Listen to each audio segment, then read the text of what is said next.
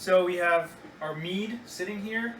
I think this is technically called the must because it is not fermented yet.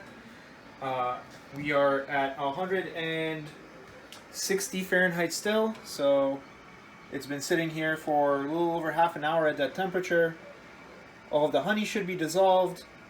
Our extract process for the hibiscus and the hops should be complete. So I'm gonna cap it mainly to prevent stuff from getting in here. Turn off the heat and then cool it down. Now let's hope my back decides that this is okay. Hey, check this out. My back decided that that was okay. We're gonna plug the sink and we're gonna just cool it down with some cold water. Our meat is almost down to temperature, so while it's doing the last few degrees of cooling, we gotta sanitize a couple of things, especially our fermentation vessels that the meat's going to go into, and a couple of other bits and pieces to make sure that we can actually get some information on that meat that we would like. So we'll grab ourselves some water.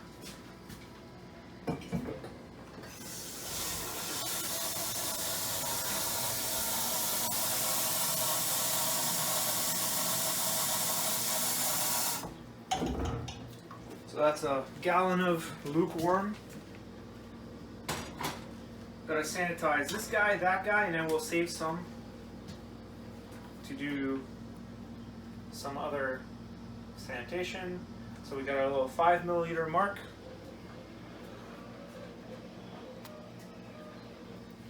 And in it goes.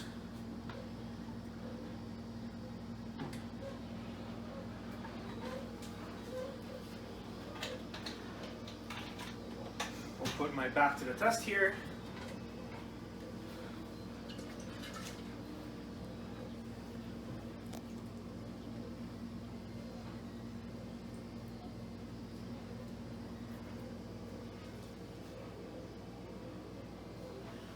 Give it 30 seconds to sanitize on the inside.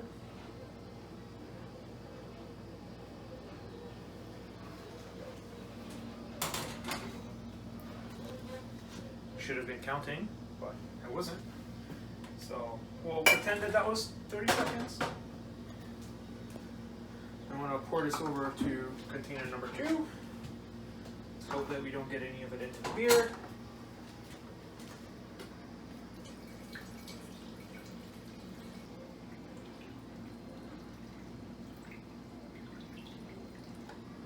Okay, well, foam is almost as good as the sanitizer itself, so I'm going to put the rest of this in my side bin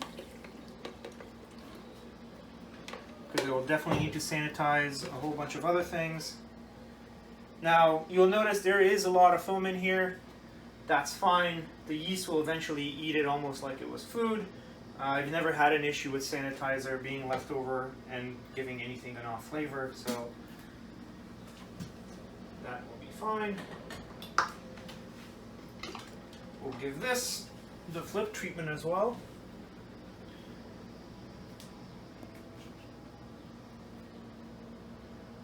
Like some ancient Greek god holding up the earth.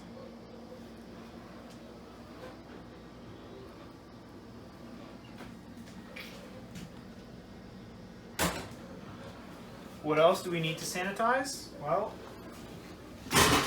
we will want a gravity. And we will need some airlocks. So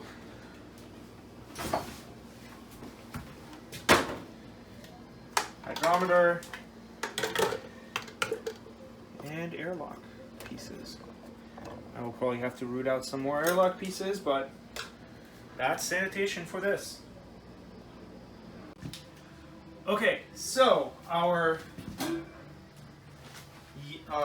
mead is down to the temperature we would like it to be at. It's just about room temperature. Let's make sure it actually is room temperature. Well, it's 80 few.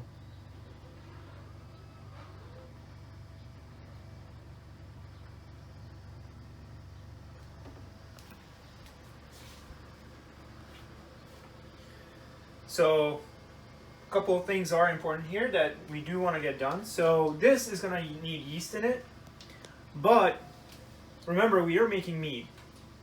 Mead is made from honey. Honey is just overglorified sugar. Unlike beer, which is made from grain, grain has a whole bunch of other stuff in it. Grain's got proteins in it.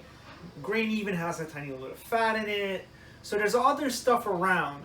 Yeast, in the end, are alive and they need food, and sugar is a pretty bad diet. So this needs some other nutrients in it in order for the yeast to have a potential to have a full, healthy life cycle.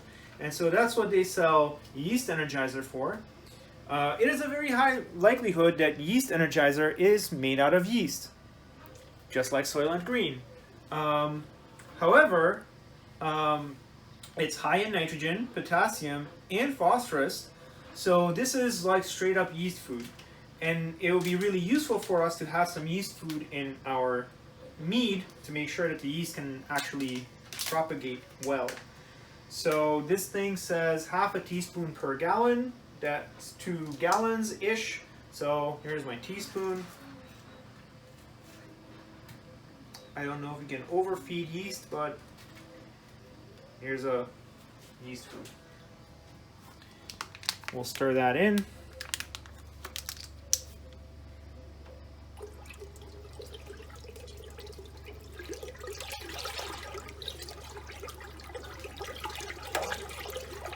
This is probably serving more than one purpose here, because much like at the end of a beer brewing boil, this is also fairly deoxygenated, and the same principles apply. We want our brew to be relatively oxygenated at this point so that there can be an initial yeast growth cycle.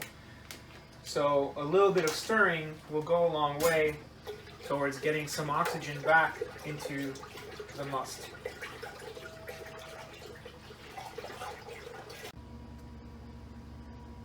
So we cheated, waited a few minutes, and now it's actually below 80, which is where I wanted it to be. So now the tricky part is I'm going to have to pour this into those. And so this is going to be a mess, and that's okay. It would be nice if I could do this with a siphon, but that option is somewhat limited right now. So we're going to do this old school. First and foremost, this is going to be a siphon. Cut.